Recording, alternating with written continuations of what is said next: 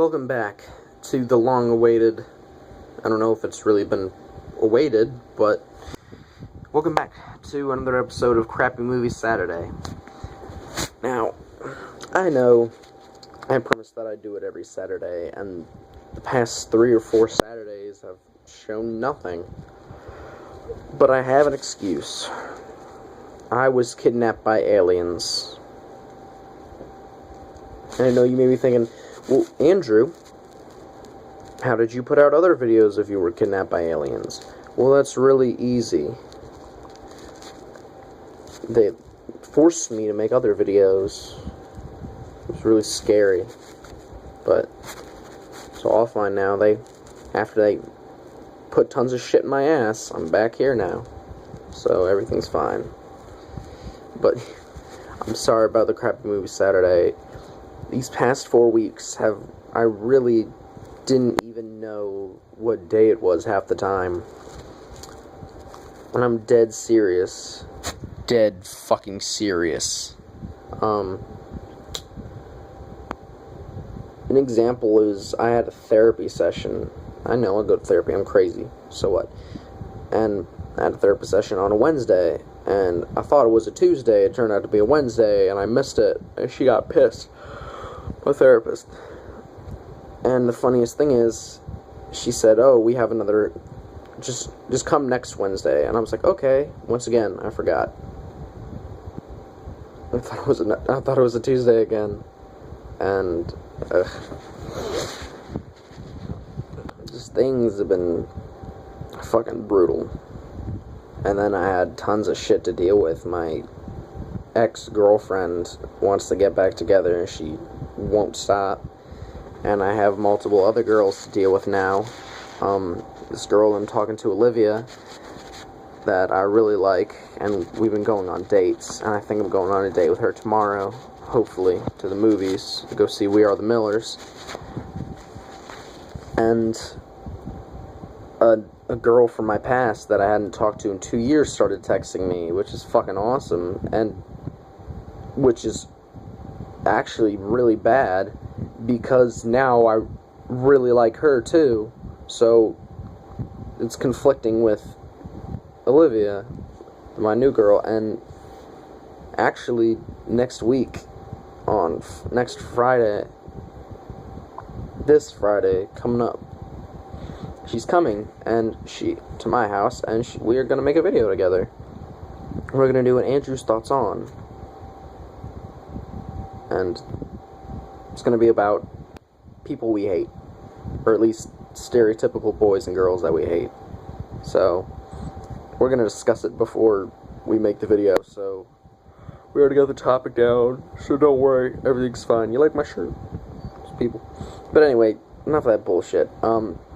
Enough excuses, enough apologizing. I'm sorry for all those who hoped to see more crappy movies, but I'm back. So don't worry. My first crappy movie that I'm going to do in the, I guess, second version is going to be this movie called The Rig. It's a horror movie, like most of the crappy movies that I watch. And, you know, the first thing that caught my eye about The Rig is the fucking front cover. It's an oil rig with a giant-ass set of teeth, like a mouth, just about to clamp down on it.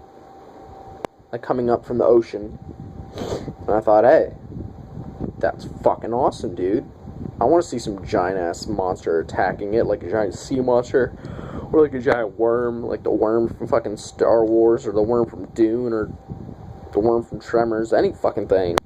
Probably all movies you haven't seen, except for Star Wars, I don't know. But the title card, I'm going to call it, is misleading as shit. That is not the case. At all. What the movie is a movie where people on an oil rig are drilling for oil, and a hurricane comes, and a lot of people have to leave, but some people have to stay back and maintain the rig, like 8. And when they're drilling at the very beginning scene, they're like watching it with a little camera, and all this purple shit starts spraying out, and they think it's like normal, and then this weird thing just attacks the camera. Now, my first problem is there, because when the thing attacks the camera, you kind of get a good look at it, and it has eyes. Like normal fucking eyes. Like big, but normal. Now, the monster that is attacking the people doesn't have eyes. It's black. Like insect eyes, it's fucking black. It looks... First of all, you barely ever get to see a clear view of it. Most most monster movies, at the very end, you get to see a clear view of what the fuck has been attacking people. But in this, you don't get to see it at all. Hardly.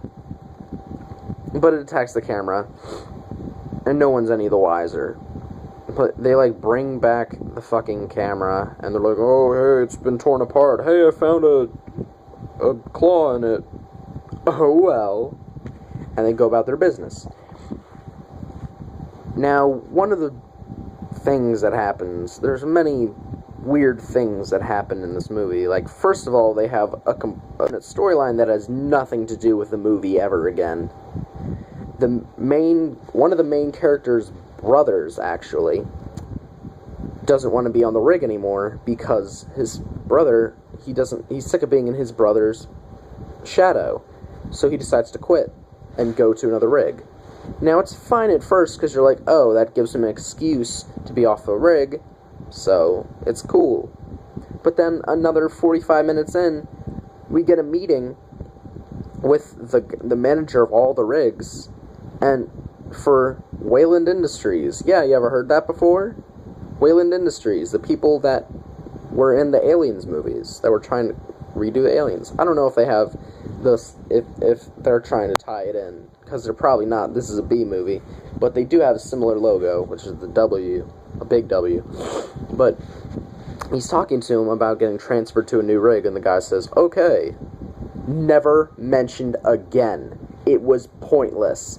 Why would you put in a scene that was pointless? Why wouldn't you tie it back in later? And I didn't think so at first. Near the end of the movie, I was like, wait, where is this headed? Like, I don't know. We'll get to the ending later. Now, of course, everyone leaves the rig, and the 8 people have to maintain it. Which shouldn't be the right word, because they don't maintain it throughout the entire movie. They just putz around. They just fucking eat food and drink and then play games and have sex and shit. It's stupid. They don't even maintain the rig, which is the reason that they're there. And for hurricane winds, there's not much...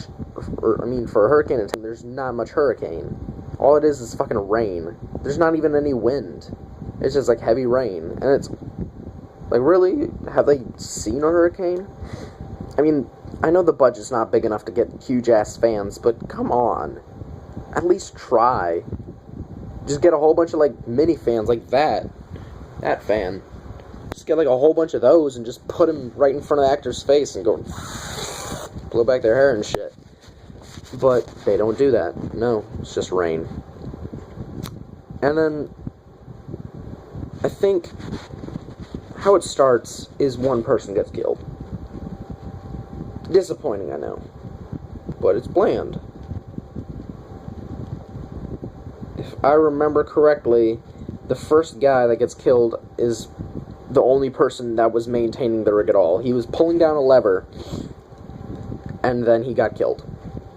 And you were like, and you didn't get to see anything. All you saw was, like, something jump on him, and, like, his blood went on the wall. Sorry, I'm tired. But it didn't make any sense. Like, once again, the title card had said, big-ass monster. And this thing is a fucking midget. It's half the size of humans. That's very misleading. Shut the fuck up, car. I will come out there and I will fucking pop a cap in your bitch ass. Anyway. So, next thing that happens is Of course, drama on the rig. The main guy is fucking the boss's daughter. The boss is mad, and he wants them to be separated.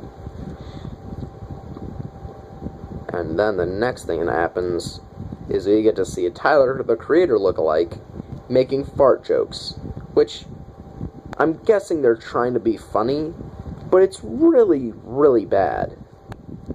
Like, basically what he does is this. I'm gonna put this down on my lap. Here's what he does. He, like, farts silently while the other guy's working, and he starts doing weird shit, like he picks it up and goes, trying to be funny. And I have never seen a more immature thing in my life. It was not funny. And then he goes to go take a shit, and then the other dude working on the radars and shit dies. And it's funny, they're not even maintaining the rig. The Tyler, the Creator lookalike is reading comic books, and the other one's just looking at the radar to look at the fucking unmoving hurricane picture that they have posted on there. Now, once he dies, Tyler, the Creator guy sees him getting dragged out and gets scared and locks himself in to the room that's connected to it, which is their bunk room. And the next person to die is the boss, which is really stupid, because the girl gets in an argument with the boss over him not liking her lover, and she storms out, and then he's like, man, screw this, and then he gets killed by the monster, and he gets dragged out the window, apparently, because they say he gets dragged out the window. Now, here is another one of my concerns. They don't go look for him. All they see is blood everywhere, and the blood thing leading out of a broken window. Why wouldn't you follow the trail? What if he was still alive? Like, seriously, I know he's dead, but aren't they gonna search for his body at least? They don't. My main issue with this movie is you never see the bodies again. You don't know what happens to them. They never know if anyone's actually dead. All they find is blood. The monster always drags away the bodies, but you never see where he puts them.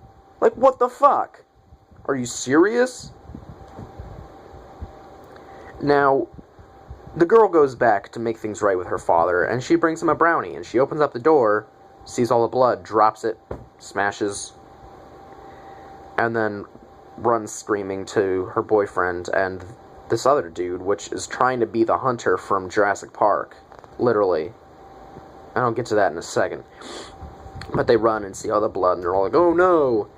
And then another really stupid part about this movie is that girl will have flashbacks of the time that she was talking with her father, not 5 minutes earlier in the movie.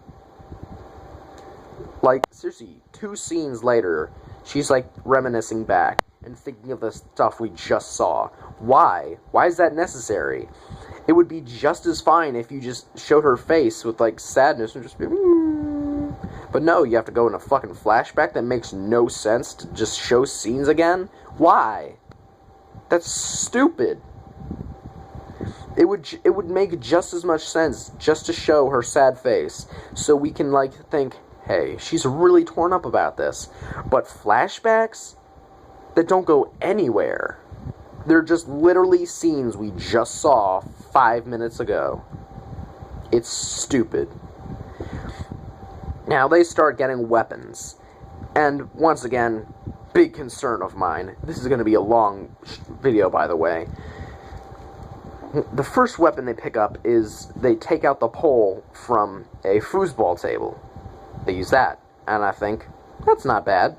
The next, the girl breaks off the bottom hinge, a little tiny bar, like, about this big, from the bottom of a foldable chair, and it's curved at both ends, so it's a very useless weapon.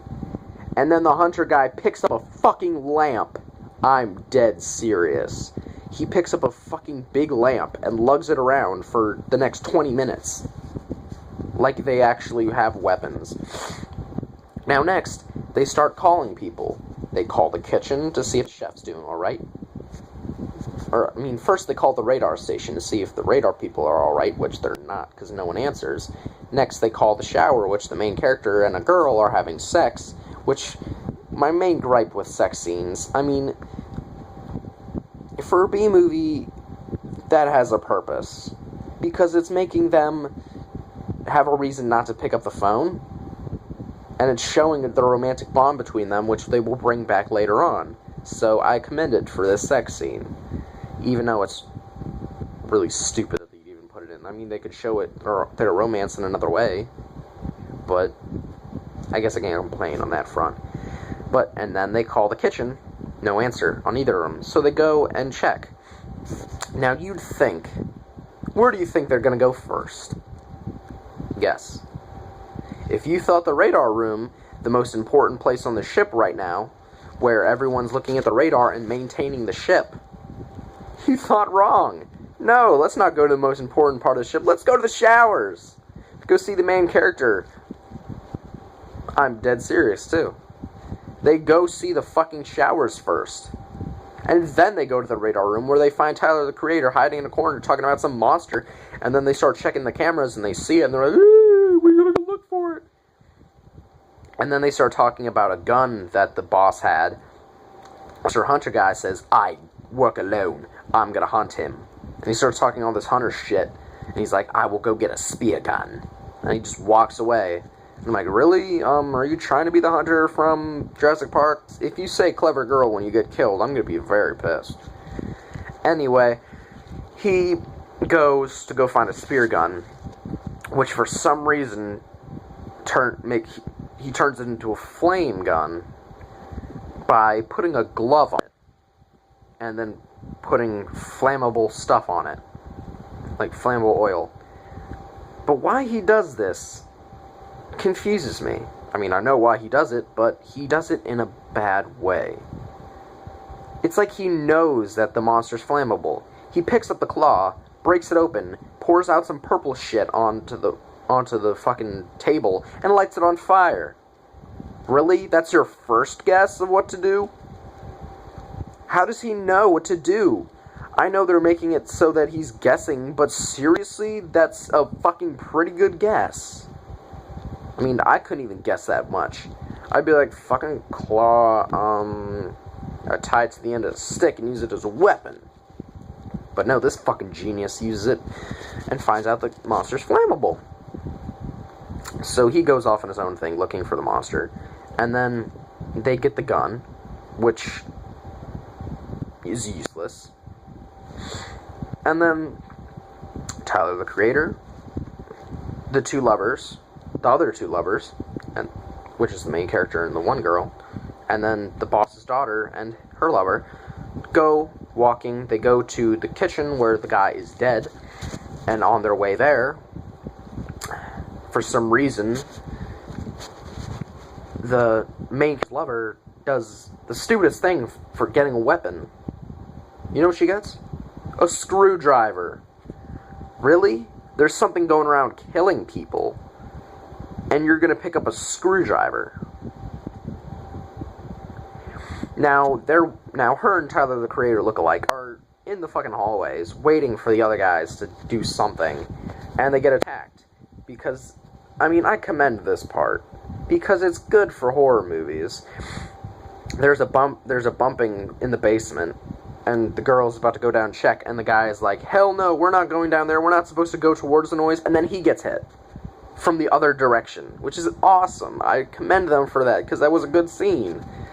And then what the girl does is she picks up a fire extinguisher and starts spraying the monster. What is that supposed to do? Literally. And the thing is, she picks up before when she's going into the basement. Like, she's gonna spray him if she sees him. First of all, why a screwdriver? Second of all, why the fuck would you try and spray a monster with a fucking fire extinguisher? That would never work. Ever. I don't care what it was. What, are you planning on getting it in his eyes so you can run away? But no, he gets killed. And Tyler, the creator guy, runs away and tries to tell them And then the main character punches him in the face because he's like, you ran away. And he's like, oh, she told me to run. And he's like, you fucking pussy. And he punches him in the face. It was really funny. And then for some reason he got cut by it. And he got infected or something. And he was like, apparently having an allergic reaction. Now, how unlucky is that to have an allergic reaction to something that nobody knows existed? That's really unlucky. So they have to go get him an adrenaline shot. And once they get it, they give it to him, which they put it in his stomach. I'm pretty sure adrenaline shots you put in your heart. But they put it in his stomach for some odd reason. And then the monster comes in, and they shoot it 6 times after it kills Tyler, the Creator guy. They shoot all 6 rounds into it. It falls, gets back up later when they run away. Because they run away. You'd think they think it was dead. But no, they run still, because apparently they know that they didn't do shit. Now, guess what weapons they have now, since they dropped the gun? I mean, of course they would. But now they have a screwdriver and a little stick that they used, that they got out of a foosball table. If a gun didn't work, I'm pretty sure a screwdriver and a pole won't. Now, they have to get a walkie-talkie, so it's just the 3 of them and the hunter dude. And they get a walkie-talkie, and they're trying to find it. They're trying to find the monster. And the hunter guy gets killed because he thinks he finds it, and he lights this thing on fire, and he's about to get it. And like he keeps going closer and closer. I'm like, dude, just fucking shoot it. Like, literally, he's close as fuck. And he knows that he's not seen, even though it's a big-ass thing of fire. I'm pretty sure you're going to be seen. And he gets attacked and killed and died. And you never see the spear gun again. Now, they're still looking for him, and the main character finds him and picks up a huge-ass pipe, which is just somehow laying around, a spare pipe. I don't know why, but it just is. What, are they making repairs on the fucking ship? They never said that before. Anyway, he jumps off of a crane to hit it, and gets in a huge fight with it, and it kills him. And everyone's like, no! So it's just the two levers lasting. So they know that it's flammable, so they're talking about filling up the ship to light a section of it on fire, filling up with oil. So they go, and they lure it in, and they light the gas on fire, and the guy gets, I think, stabbed in the leg before, and so he's just crawling around, and the girlfriend's like, no! And he's just like, go, babe. And, like, it's attacking him. It's like, or he never says go, babe. He never even says goodbye to her. What a dick. But, like, it's crawling on top of him, and it's about to kill him, and he, like, lights a lighter, and it blows up the whole place. Which, for some reason, she's in the room, but she gets out unscathed. And it blows up a huge-ass section of the ship. Or the rig. Which, for some reason, when she was in the room, apparently she wasn't in the radius. But then it just shows her, and she's, like, waiting for a helicopter, which a pretty good animated helicopter, or at least a real one, comes down, and they're talking about, we got the only survivor. Now another one of my gripes come in. If she was the only survivor of the ship and there was tons of blood everywhere, wouldn't she be labeled a murderer? I mean, nobody would believe her story about a monster. But my main gripe is nobody searches the ship. They just take her word for it. She's like, everyone's dead. And they're like, okay, whatever. They don't even search for their bodies. They just take her somewhere. And then it goes back to the brother, which you think would have to tie in with him leaving the rig. Nope. The leader of Wayland Industries says, son, your brother is dead. And he's like, we gotta go find his body. Really? And then they go to the rig, and they're, like, searching all around. They see all the blood and carnage and stuff, and they're like, oh my god. And then the one brother goes to the exact blood spot where his brother was, which for some reason he kind of knows, because it's the only spot he goes to, and he follows it, and he follows the trail, and he finds his brother, which he thinks is dead. And then all of a sudden the monster shows up, unscathed as shit. And he just pops out and starts running towards him. And his brother, like, jumps up and pushes him aside. And then, guess, the fucking harpoon gun thing that with fire on the end shoots and blows it up. Where did the dude find the fucking flaming goddamn harpoon gun? And why would he pick it up to use? How did he know that there was a monster? They never mentioned before. They didn't even know. Anyway, it's the reunion between the brother and the other brother. And they're like, yeah, let's go home. Still not going to search for the bodies? And you may think, well, doesn't that tie into the part where he wants to get transferred to another rig? No.